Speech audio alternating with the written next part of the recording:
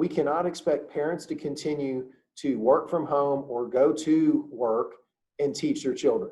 We cannot continue to not teach our children. We cannot continue to not produce an educational product to our students. We cannot afford that. We must keep teachers safe. We must keep students safe. But candidly, we are creating more harm to the kids of Texas by not educating them. And you can educate them virtually. You don't have to put them in the classroom to do it. Now, we do know the best education is in the classroom. We know that. But the reality of it is we have got to come together and work towards educating the children of Texas now, because we can't let them be another statistic of the pandemic. We can't let the Texas students' lack of education be a record that exists moving forward. That's not acceptable. We cannot let their education fall the wayside because of coronavirus. That's not acceptable, and it's not necessary, by the way. We need to allow the voices of the parents to be more heard. Parents need support in educating their children more than ever. One thing that I think is great for teachers in all of this, all of us parents, me raising my hand, we appreciated our teachers. We appreciate them at a different level than before. Having had the privilege of trying to teach and homeschool our children the last half of last year, we appreciate the professionals they are. We appreciate what they do in teaching our kids. But we need to get them in a safe environment, whether it's virtual or in a classroom, back to teaching the kids of Texas. The kids of Texas need it, and quite frankly, the teachers of Texas want to do it. Texans largely think the reopening of the state's economy came too soon and was too fast. And we're learning that at least out of this poll, that more Texans are critical of the state's response and the leadership at the top.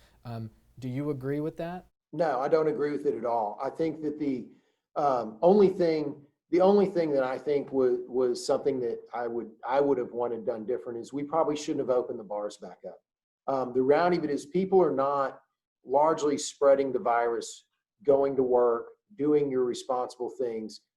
We have summer school going on in different parts of the state. They're not having a problem.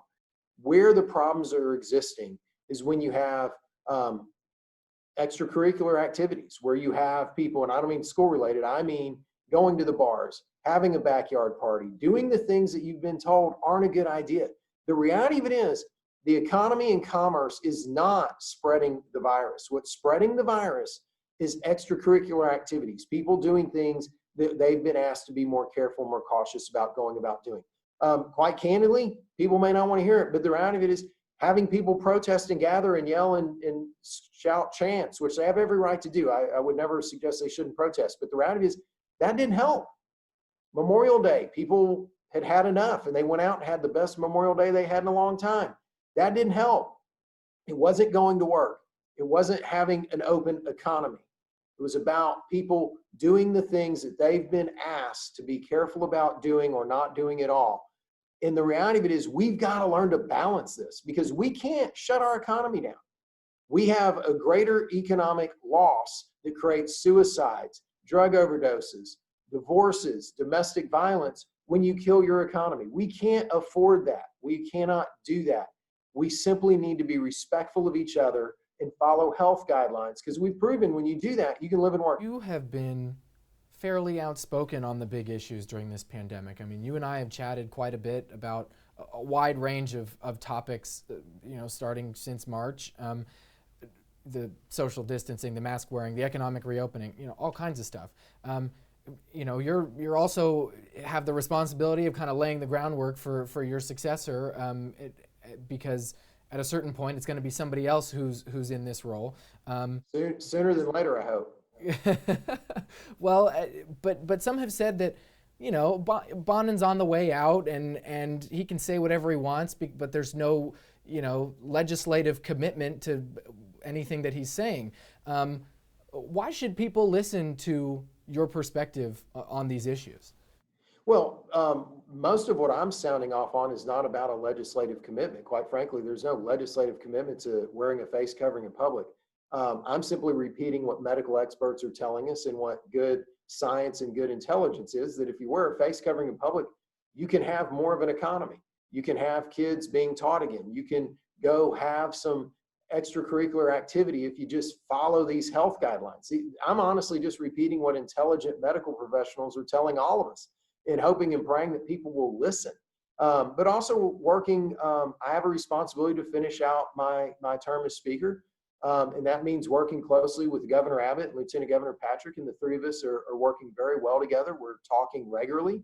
And so there's a responsibility to continue to fill the role. And there's a responsibility to tell the truth and to tell the public what they need to hear so that they can have a fuller life, a fuller economy, a fuller response and reaction to COVID-19.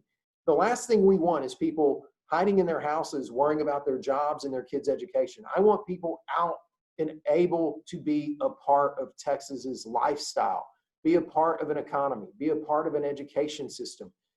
That's what needs to be happening. And so the reality of it is, a lot of what I've talked about has nothing to do with a legislative agenda or a legislative carry through. It's really just common sense from medical professionals, from the White House, quite frankly, and their medical team, on how we can live and work around this pandemic.